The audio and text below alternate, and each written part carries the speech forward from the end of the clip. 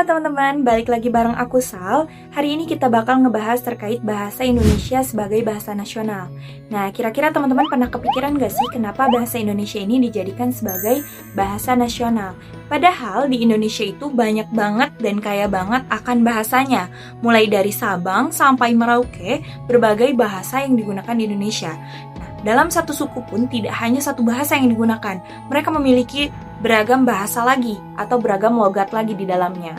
Nah, ternyata di balik bahasa yang setiap hari kita pakai ternyata memiliki sejarah yang panjang dan juga makna yang dalam banget loh.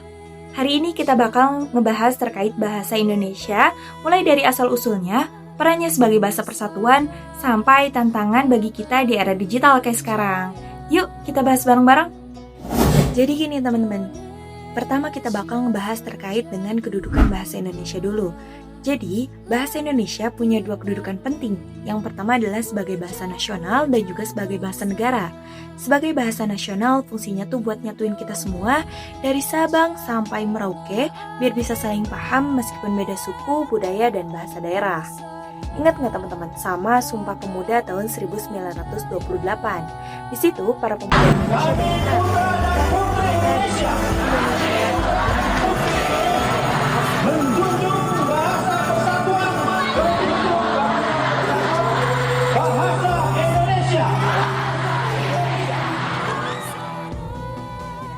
Nah, dari situlah bahasa Indonesia mulai resmi dijunjung sebagai simbol persatuan bangsa kita.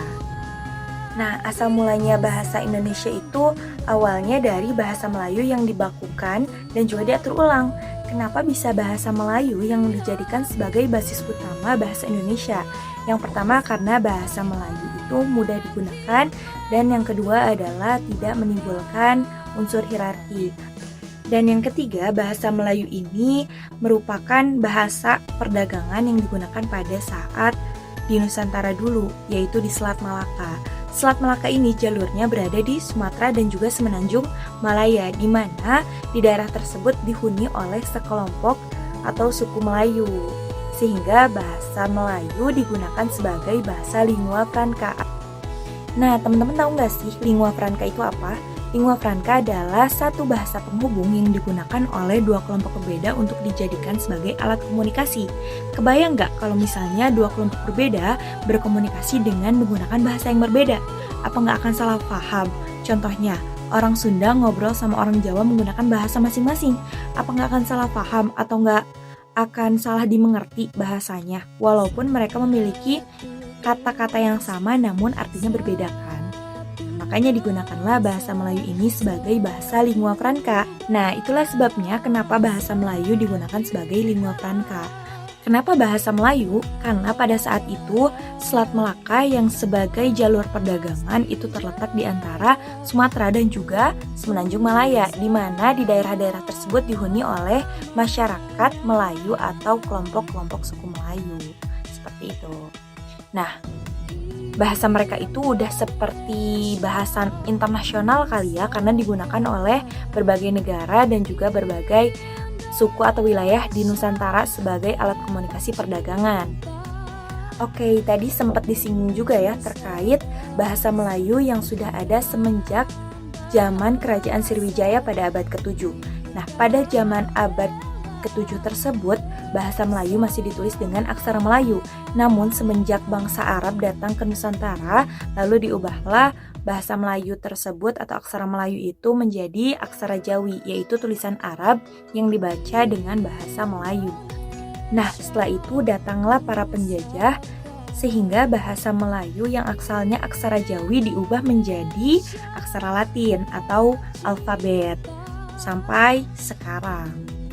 Nah, sebagai track recordnya, bahasa Melayu digunakan sebagai bahasa lingua franca, akhirnya bahasa Melayu digunakan sebagai sarana komunikasi antar kelompok pergerakan pemuda dari berbagai daerah waktu mereka mau ngebentuk gagasan awal berdirinya negara Indonesia.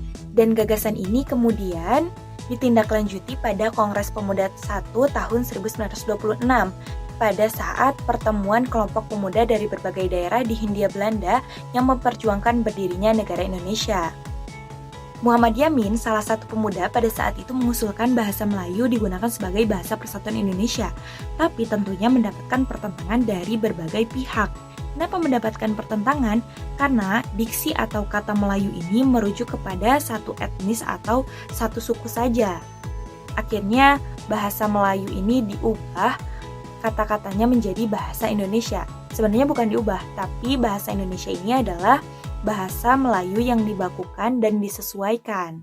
Akhirnya pada tanggal 28 Oktober 1928, pada Sumpah Pemuda ditetapkanlah bahasa Indonesia sebagai bahasa persatuan Indonesia, seperti itu.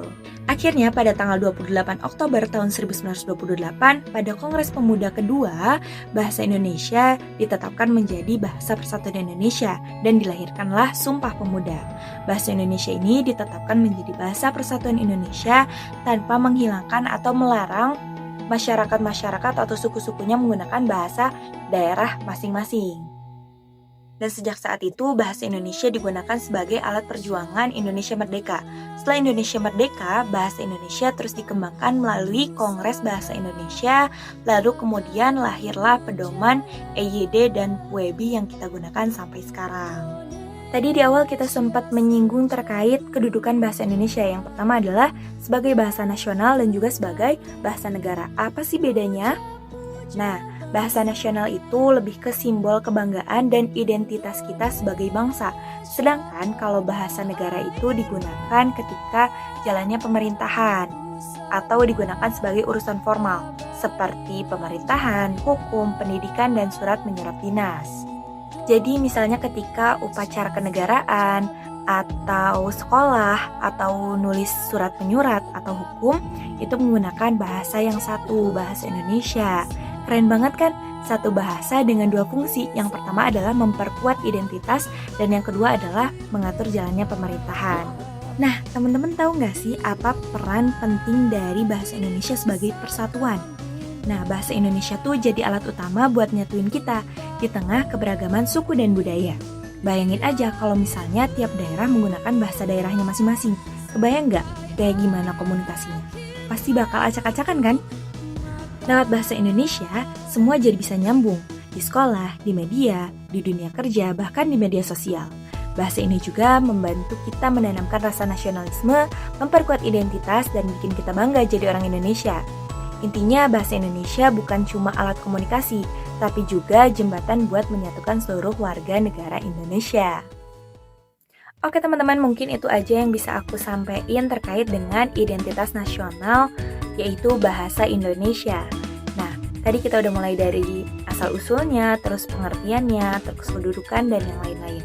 Semoga teman-teman tidak hanya puas dengan menonton video aku, teman-teman bisa mencari tahu lebih lanjut, atau teman-teman yang punya insight lebih atau pengetahuan lebih terkait bahasa Indonesia, teman-teman bisa bagi di komentar di bawah ini ya. Terima kasih buat teman-teman yang udah nonton video ini sampai akhir.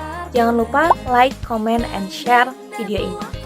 Aku Sal pamit undur diri. Dadah teman-teman, sampai bertemu lagi di video selanjutnya. Cuplak, cuplak,